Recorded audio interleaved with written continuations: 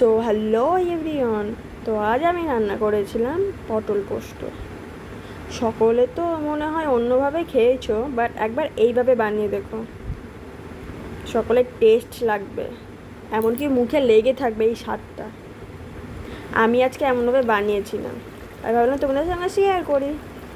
তো চলো বেশি না বকে রান্না শুরু করি, না হলে খেটে খেটে লেট হয়ে যাবে।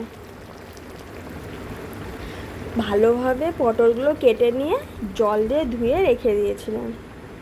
এবারে কড়াইয়ে তেল দিয়ে, তেল গরম হয়ে এসেছিল, দিয়ে দিয়েছিলাম একটু সর্ষে ফোড়ন। তারপরে কেটে রাখা পটলগুলো দিয়ে দিলাম, একটু নাড়াচাড়া করে হালকা ভেজে নেব।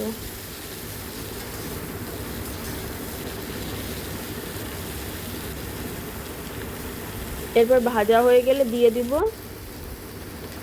লঙ্কা। যে যতটা ঝাল খাবার সেই ততটা পরিমাণ লঙ্কা দিবে।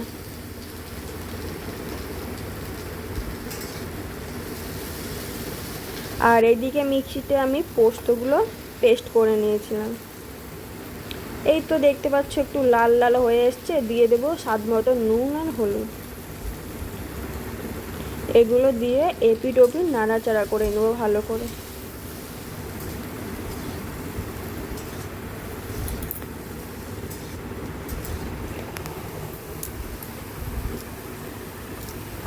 এই রান্নাটা আমি শিখেছিলাম আমার মায়ের কাছে। এই সময় যখন পটল উঠে আমার মা এই রেসিপিটা খুব বানাতো। এগুলো ভাজা ভাজা হয়ে গেছিলো পটলগুলো, এরপর দিয়ে দিয়েছিলাম পোস্ত পেস্টটা, দিয়ে একটু নাড়াচাড়া করে নিয়ে দিয়ে দেব জল। জল দিয়ে মিনিমাম 5 মিনিট কি 7 মিনিট মতো ফুটিয়ে নেব।